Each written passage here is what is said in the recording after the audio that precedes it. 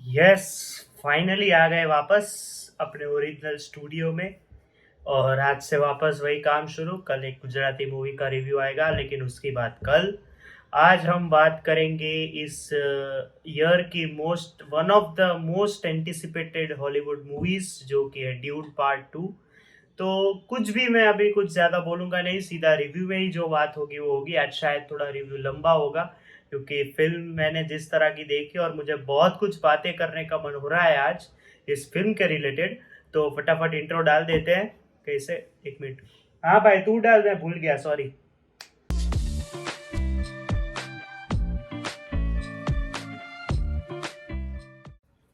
तो ड्यून की हम जैसे कि अगर बात करें तो देखो, पहले स्टार कास्ट की बात कर लेते हैं, जिनको जिनके जिनके मेरे को नाम पता है। Timothee Chalamet, Zendaya, Rebecca Ferguson, Josh Brolin, ये लोग जो हैं, और जो स्टिलगार का रोल कर रहे हैं वो। और इस फिल्म में फ्लोरेंस पग भी हैं। और उनका क्या रोल है वो मैं ज़्यादा डिस्क्लोज नहीं करूँगा, लेकिन इम्पोर्टेंट रोल है। और ऑस्टिन बटलर, इतने लोग मेरे को याद है। और डायरेक्टेड बाय डेनिस विलेन्यूव, ऐसा ही नाम है। अभी मैंने सही बोला है गलत बोला है मेरे को नहीं पता। तो ये है इस फिल्म की कास्ट। अभी बात करते हैं फिल्म की। अभी देखो, थंबनेल में मैंने क्या लिखा है कि इसको मास्टरपीस बोलना भी एक छोटी बात होगी।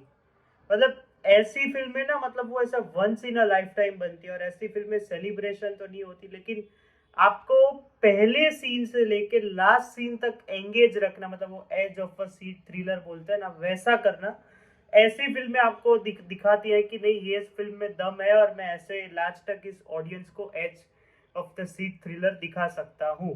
पर इसमें थ्रिलर कम है, और साईफाई, सस्पेंस और ड्रामा ज्यादा है, कहीं कहीं पे कॉमेडी भी है। पर overall dune 2 is a life time experience. इसको मास्टरपीस नहीं बोल सकते, ये मैग्नम ओपस लेवल की फिल्म है। मतलब जितनी तारीफ करो उतनी कम है। मैं ज्यादा स्टोरी की भी बात नहीं करूंगा, थंबनेल में भी नो स्पॉइलर ही लिखा है, तो हम स्पॉइलर नहीं देंगे इसका कुछ भी। क्योंकि ये ट्रायलॉजी है, पहले ही जिन्होंने पार्ट 1 नहीं देखा, पार्ट 2 जो अब देखने वाला है, इनको बता दो कि इसका पार्ट 3 फाइनल पार्ट होगा। और जिस तरह का पार्ट 1 में बिल्डअप दिया गया था ना लास्ट में, भाई साहब, पार्ट 2 पूरा पैसा वसूल है। कोई बोरिंग मूवमेंट नहीं है। जहां जहां पे तुम, जिस तरह से चीजें अनवील होना पहले सीन से शुरू होती है, आपको धीरे धीरे समझ आता है, अच्छा अब ये ऐसा है। 2-3 ट्विस्ट तो ऐसे हैं कि आप शॉक तो नहीं होगे, बट आपको मजा और आएगा। ऊपर से जो क्लाइमेक्स है 20 मिनट का, हाँ 20-30 मिनट का जो क्लाइमेक्स है, जिसमें मैं बताऊंगा नहीं, दो लोगों की फाइट है, वो फाइट, और जो कैरी फॉरवर्ड करेगा वो थर्ड पार्ट में, भाई पैसा वसूल, ऑलरेडी पैसा वसूल इस पे। ऐसी फिल्मों पे कभी, मतलब मैं ऐसे क्रिटिसिज्म हो ही नहीं सकती। मतलब मैंने इसका इंटरवल रिव्यू डाला था कम्युनिटी पोस्ट में, मैंने इसमें लिखा था कि इतना सब कुछ परफेक्ट कैसे हो सकता है। सिनेमेटोग्राफी देखो तुम, वीएफएक्स देखो, और कुडोज और सैल्यूट दोनों को, जो जिन्होंने म्यूजिक बनाया, हैंस जिमर ने, उन्होंने क्या म्यूजिक बनाया यार। मतलब एक एक सीन में आपको म्यूजिक के साथ फील आती है कि कैसी सिचुएशन है। और ऊपर से वो जो फर्स्ट मूवी में जो वो जो म्यूजिक था, जो कैरी फॉरवर्ड इसमें भी हुआ है, वो तो भाई गूज बम्स है। मतलब एक एक सीन गूज बम्स है। और इसका एंडिंग जब होता है ना, तो ऐसा लगता है कि अरे यार अभी क्या एंड कर दिया, और बताओ और बताओ और बताओ। क्योंकि आपको मन नहीं होता है कि ये फिल्म छोड़ दूं मैं कहीं से। और अगर एक सीन पे भी आपका ब्लिंक गया ना, मतलब आपने ब्लिंक किया अगर, तो आपका आधा या फिर 5-10% तो छूट ही गया। मतलब इस फिल्म को देखने के लिए फर्स्ट पार्ट जरूरी है। ये ऑलरेडी एक तो फ्रैंक हर्बर्ट के कॉमिक्स से बेस्ड है, तो जिन्होंने कॉमिक्स पढ़ी है उनके लिए तो सोने पे सुहागा है। अब मैंने तो नहीं पढ़ी है, लेकिन मैं फर्स्ट टाइम ये ड्यून मैंने देखी है। मैंने 2 बार देखी है एक्चुअली। फर्स्ट टाइम देखी थी, मैं सही में बता रहा हूँ, मेरे बाउंसर गई थी पूरी, कि मुझे कुछ समझ ही नहीं आया था। फिर अभी 14 फरवरी को नेटफ्लिक्स में वापस रिलीज किया ड्यून को।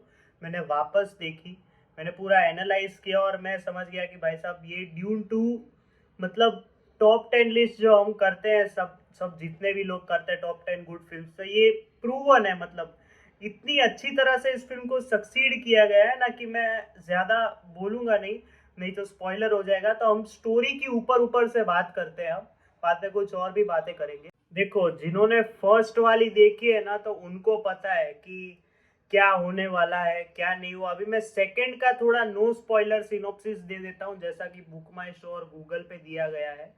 जो कि हमारे मेन मेन जो हीरो है पॉल एट्रेडिस साहब और उनकी गर्लफ्रेंड होने वाली है इस फिल्म में, चानी, जो कि प्ले किया गया है, जेंडाया ने प्ले किया है। वो दोनों मतलब फ्रेमेन और एट्रेडिस जो हैं दोनों मतलब एराकिस के लोग, और मतलब फ्रेमेन जो है मतलब एराकिस का एक ही दो ही लोग हैं, जो कि पॉल की मम्मी है लेडी जेसिका, और ये दोनों ये लोग फ्रेमेन के साथ यूनाइट होते हैं। उसमें स्टिलगार जो है जो फ्रेमेन का लीडर है, वो पॉल को मतलब ऐसे कुछ टास्क देता है कि वो कैसे सब प्रूव करे कि वो हमारा मसीहा सॉरी मसीहा है हमारा, और फ्रेमेन को प्रूव करे कि वो हमारा मसीहा है और हमें इस टेस्ट में पास करके दे दे, तो हमें पता चले कि नहीं ये हमारी रक्षा करेगा। इससे वो लोग यूनाइट होते हैं, और उसके बाद जो पहले पहले फिल्म में जो कि बाप का बदला बाकी है, वो बाप का बदले पे जाते हैं। लेकिन फिल्म बाप का बदला सिर्फ लास्ट में ही दिखाती है। पूरा जो फर्स्ट एंड सेकंड हाफ है वो ऐसी ऐसी जगह पे, मतलब वो तुमने जिन्होंने GTA खेली उनको पता है ना, साइड मिशंस होते हैं। साइड मिशंस नहीं है बट सब कनेक्टेड है एक दूसरे से। और उसमें भी एक ट्विस्ट आता है फर्स्ट हाफ में, फिर दूसरे हाफ में दूसरा ट्विस्ट आता है, और लास्ट में एक और ट्विस्ट है। टोटल 3 बड़े ट्विस्ट है जो आपको सरप्राइज कर देंगे, मतलब मेरे को जो लगे वो उनकी बात कर रहा हूँ। तो ये है स्टोरी। तो आपको लास्ट में पता चलेगा कि उसका बाप का बदला पूरा हुआ, कि वो थर्ड पार्ट में कंटिन्यू करेगा, वो राजा बनता है। मतलब ड्यून का जो आइलैंड है, मतलब मैं नाम भूल गया, फ्रेमेंस जहाँ पे रहते हैं वहाँ का वो राजा बनेगा। एराकिस में जहाँ पे रहते हैं वहाँ का वो राजा बनेगा कि नहीं, क्या होता है, क्या कंटिन्यू होगा, इसके लिए आप ड्यून देखिए। अभी मैं नो स्पॉइलर रिव्यू करता हूँ शुरू आगे थोड़ा, और उसके बाद ऑब्वियसली वीडियो एंड होगा। तो सारे पॉजिटिव ही पॉइंट्स हैं, तो पॉजिटिव पॉइंट्स की बात करते हैं हम। देखो देखो, मैं क्या मानता हूँ ना कि ऐसी कोई फिल्म की सीक्वल हो या फिर कोई ऐसी पहली फिल्म हो, जब तुम किसी थिएटर में जाते हो और उस कुर्सी पे बैठते हो और जैसे ही वो फिल्म शुरू होती है तुम उसके वर्ल्ड में चले जाते हो, मतलब अपने आप को इमेजिन करते हो। तो ऐसी ये फिल्म है ड्यून। क्योंकि कुछ नेगेटिव पॉइंट मेरे को लगा ही नहीं इसमें। तुमको वो जो पॉलिटिकल क्राइसिस दिखाते हैं, इकोनॉमिकल क्राइसिस तो कम बोले, पर वो स्पाइस का जो पूरा लेन देन है वो कैसे खत्म हुआ, क्या हुआ, उसका भी समझाते हैं। स्पाइस की थोड़ी क्राइसिस बताते हैं, फिर वो हेरोकिन्स एराकिस के लोग और फ्रेमेंस जो है, और मतलब वो जो पॉल की जो फैमिली है वो कैसे सारे इंटरकनेक्टेड है वो बताते हैं। और पॉल को जब सेकेंड हाफ में एक अपनी मम्मी से सच्चाई पता चलती है, वो मैं क्या वो नहीं बोलूंगा क्योंकि वो मतलब एग्जैक्ट क्लाइमेक्स के 20 मिनट पहले है, तो वो कैसे कैरी फॉरवर्ड होता है और वो फ्रेमेन को पता लगता है नहीं कि नहीं, वो भी आप देखोगे तो आप शॉक हो जाओगे। मतलब सब कुछ इस फिल्म में कनेक्टेड है, कुछ भी मतलब ऐसे हाफ काटा नहीं है, कुछ मिसिंग नहीं है। इसमें जो फ्लोरेंस पग का भी रोल है वो भी इसके साथ कनेक्ट कर दिया गया है, जो कि कैरी फॉरवर्ड होगा थर्ड पार्ट में। तो लास्ट तक मतलब कोई वो एंड क्रेडिट सीन नहीं है, खाली उतना ही है। लेकिन अभी परफॉर्मेंसेस की बात करता हूं मैं, तो पहले बात करते हैं टिमोथी शेलेमेट की। तो अभी मैं क्या बोलूं, मतलब मैं अभी भी वो जोन में हूं कि वो अभी भी मेरे फिल्म फिल्म दौड़ रही है मेरे में, कि मैंने ट्रेलर देखा। मैं जब भी आता हूँ कोई ऐसी बड़ी फिल्म देखे, मेरे को पसंद आता है नहीं आता, मैं ट्रेलर देखता हूँ इसका। मैंने चारों के 3 ट्रेलर आए, मैंने 3 ट्रेलर देखे उसके, और जो जो चीजें याद आ रही थी ना मैं बता नहीं सकता। तो पॉल एरेकिस का जो टिमोथी शेलेमेट ने जो काम किया है, मतलब सैल्यूट है। उस 30 मिनट के क्लाइमेक्स में जो इसने एक्सप्रेशन दिए है, या फिर एक ड्यून के ट्रेलर में ऐसे एक सीन है जहाँ पे उसके सामने नीचे सारे लोग खड़े हुए, ऐसे तलवार लेके खड़ा है, वो सीन से लेके जो क्लाइमेक्स तक में जो बंदे ने एक्टिंग की है ना भाई साहब, मतलब सैल्यूट है वो। उसमें आप उसके एक्सप्रेशन देखो, मतलब आप उसमें एक चीज समझ जाओ कि ना ये अच्छा है ना ये बुरा है, बस ये अपने आप को मतलब खुद जीना चाहता है इसलिए ये सब कर रहा है। उस पे वो कई अपने को धोखा भी देता है, वो किसको देता है वो आप क्लाइमेक्स में समझ जाओगे। मतलब मैं ज्यादा नहीं बताऊंगा, मैं ऐसा ही बता रहा हूँ कि तुम्हें पता ना चले। तो टिमोथी शेलेमेट को फुल मार्क्स तो है ही पूरी फिल्म में, उसने वो कैरी फॉरवर्ड अपने एक कंधे पे वही लेके गया है वो बंदा। लेकिन वो जो 30 मिनट है ना लास्ट के क्लाइमेक्स में, वो उसमें वो फाड़ दिया है उसने, वही उसका ही काम है उसमें। नेक्स्ट है जेंडाया। देखो अभी मैं जब घर वापस आ रहा था तो मैं ट्विटर में मैंने एक ट्वीट पढ़ी थी किसी की, कि उसमें लिखा था कि मैं अभी 2023 के तो सारे नॉमिनेशंस आ गए हैं ऑस्कर्स के, पर 2024 में एक नॉमिनेशन में जेंडाया को भी इस ड्यून के लिए रखना चाहिए, जहाँ पे मैं फुल्ली एग्री करता हूँ।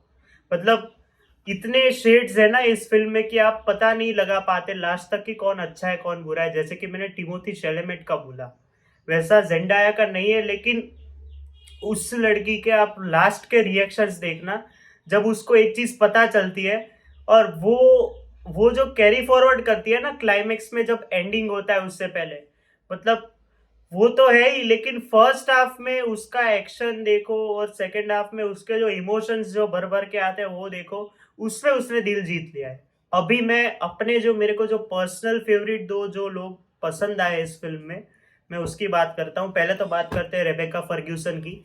इनको आपने मिशन इम्पॉसिबल की फ्रेंचाइजी में देखा होगा और दूसरी फिल्मों में भी देखा होगा, लेकिन फर्स्ट हाफ में जितना कम काम था ना सेकंड में पूरा वसूल कर दिया है। मैं एक तरीके से बोलूं ना कि टिमोथी शेलेमेट के बाद दूसरा मेन रोल किसका है तो रेबेका फर्ग्यूसन का है। आराम से आप लिख के ले लो, क्योंकि रेबेका फर्ग्यूसन मतलब इस फिल्म का सोल है। मैं आपको बताऊंगा नहीं क्यों है क्या है। पहले सीन से लेके जो लास्ट सीन तक उसके एक्सप्रेशंस है ना, मतलब वो एजलेस तो नहीं बोल सकते, मतलब सुंदर इतनी लग रही है कि आप एजलेस वंडर ब्यूटी जो भी बोलना है बोलो। मैं उमर अकमल देख के आया हूँ भी उसका इंटरव्यू, तो मैं ऐसा बोल रहा हूँ, लेकिन उसके हर एक सीन पे तालियां जरूर बजेंगी। और उसका जो पहला जो सीन है जहाँ पे उसको एक चीज पता चलती है, वहां से लेके वो क्या पॉलिटिक्स खेलती है कि अपने अपना बच्चा भी उसके साथ संभल जाए और दूसरे लोगों को भी खतरा ना आए, और जहाँ पे खतरा है तो उनको खतरा भले आने दे। वो पूरा जो उन्होंने किया है वो काम भी बहुत बढ़िया है।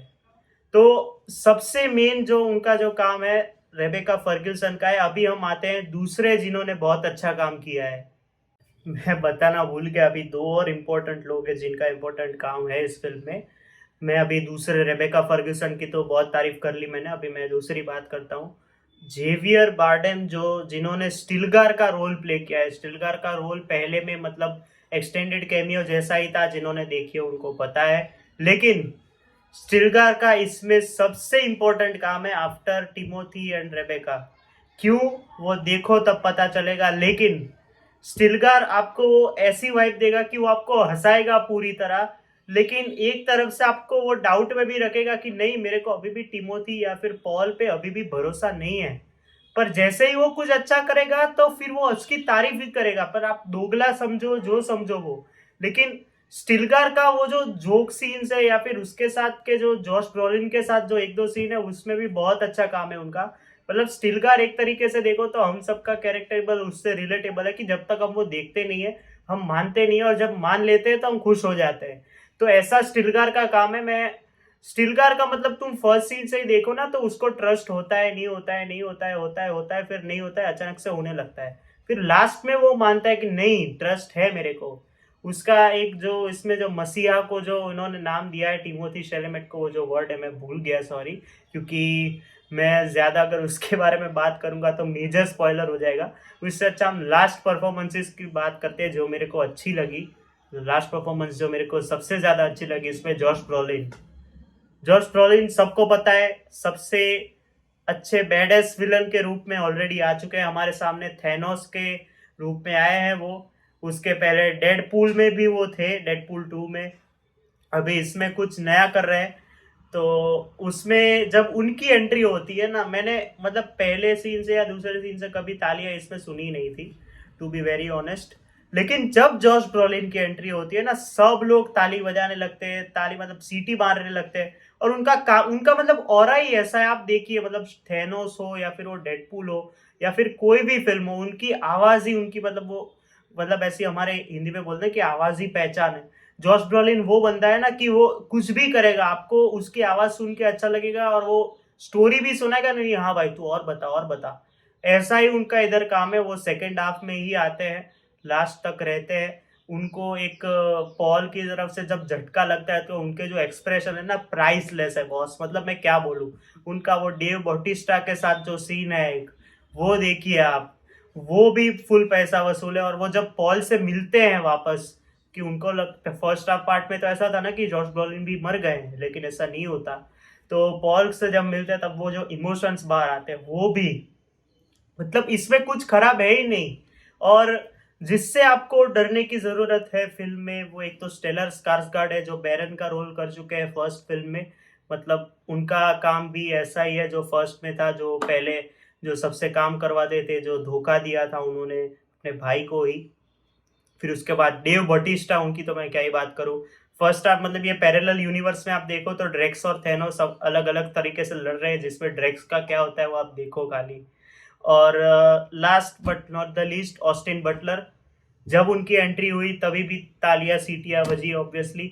लेकिन उनका वो जो फाइट सीक्वेंस है ना लास्ट में, फाइट सीक्वेंस और उनका जो इंट्रो वाला फाइट सीक्वेंस है, दोनों बाप बनाए। और उनके एक्सप्रेशंस भी बहुत अच्छे हैं। ओवरऑल फ्लोरेंस पग का उतना कुछ काम है नहीं, क्योंकि उनका कैरी फॉरवर्ड होगा थर्ड पार्ट में। क्योंकि उनका जेंडाया और टिमोथी शेलेमेट का मेन रोल होगा थर्ड पार्ट में, विथ जो मैंने जो बोला स्टिलगार्ड का है उसका, और जो लेडी जेसिका है उसका। मतलब ये पांच लोग ना ड्यून 3 में मजा के रख देंगे, मैं बता रहा हूँ। और उसका एंडिंग मेरे को पता नहीं है क्योंकि मैंने बुक रीड नहीं की, लेकिन जरूर बहुत ही अच्छा होगा। और अभी एक लास्ट मेंशन करते हैं, जो इस फिल्म के डायरेक्टर हैं। मतलब अभी के टाइम पे जब मैंने ऐसा पढ़ा था कि जब ड्यून का फर्स्ट पार्ट हुआ था रिलीज, तो डेनिस विलेन्यूए जो थे, उन्होंने साईफाई जॉनर को रिवाइव किया था। तभी मैं समझ नहीं पाया था उतना, पर जब मैं आज उनकी ये जो फिल्म मेकिंग देख रहा हूँ ना, मतलब हेड्स ऑफ तो नहीं है, बट मैं इतना ही कर सकता हूँ उनके लिए। क्योंकि इतने बड़े सेट्स, इतना बढ़िया पॉलिटिकल ड्रामा तो नहीं बोल सकते, सोशल ड्रामा, पॉलिटिकल ड्रामा, इतना ड्रामा, और थोड़ी थोड़ी जगह पे कॉमेडी, जहाँ पे जेलसी दिखानी है, सारे डार्क शेड्स दिखाने, एक्शन वाइज सिनेमेटोग्राफी तो मेरे दिल को छू गया। मतलब सिनेमेटोग्राफी इसकी पीक करती है हर जगह पे। और वो जो सैंड वॉर्म्स जब भी आते हैं तो लोग खुश हो जाते हैं, क्यों होते हैं वो आप देखो। लेकिन इतना सब करके भी इतनी अच्छी फिल्म बनाना पॉसिबल नहीं होता अगर डेनिस विलेन्यूवे जैसा डायरेक्टर नहीं होता। अभी क्रिस्टोफर नोलन भी उनकी तारीफ करते हैं, उन्होंने ड्यून देखी तब उन्होंने भी बोला था कि बहुत अच्छी फिल्म थी। तो क्रिस्टोफर नोलन ने बोल दिया है कि डेनिस विलेन्यूवे जैसा डायरेक्टर है ही नहीं, मतलब ऐसा कुछ बोला था उन्होंने।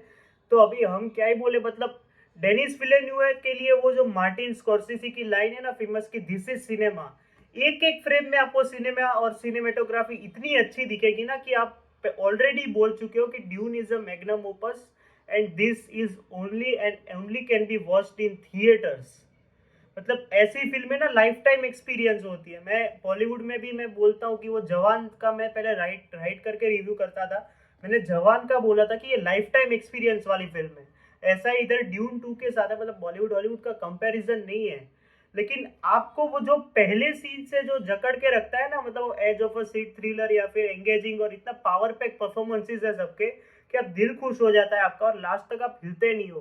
कि ड्यून 1 का ऐसा उन्होंने क्लिफ हैंगर छोड़ा था ना कि आपको सोचते हो कि अभी क्या होगा, और इसका क्लिफ हैंगर देखो आप। इसमें तो और एक्साइटमेंट है क्योंकि थर्ड पार्ट फाइनल है इसका, फिर कुछ नहीं होगा इसका। तो ट्रायोलॉजी जब खत्म होगी ना, मतलब ऐसे रोते हुए या फिर हंसते हुए चेहरे निकलेंगे ना, मतलब वो ड्यून 3 अभी से सुपर हिट ही है, नो डाउट। क्योंकि वो 3-3 घंटे की पिक्चरें बना रहा है बंदा, लेकिन सबको एंगेज करके रखा है, कोई बोर नहीं हो रहा है इसमें। और मैं मतलब पॉलिटिकल ज्यादा जानता नहीं हूँ, मतलब मैं ड्यून से थोड़ा थोड़ा समझने लगा कि फैमिलीज में भी ऐसी चीजें होती है जो कि मतलब वो गद्दी पाने के लिए सब लोग सब करते हैं। तो अभी मैं ओवरऑल बात कर लेता हूँ कि ड्यून इज अ मास्टरपीस शेष मैग्नम ओपस, आपको जो रखना है रखो। डेनिस विलेन्यूवे की ये दूसरी मतलब ऑस्कर विनिंग फिल्म हो जाएगी आराम से। जेंडाया, टिमोथी शेलेमेट और रेबेका फर्ग्यूसन को तो मिलना ही चाहिए ऑस्कर, मतलब इसके लिए नो डाउट। मैं मतलब वो गूजबम्स है हर सीन में यार। मैं ज्यादा वीएफएक्स भी इतना अच्छा है।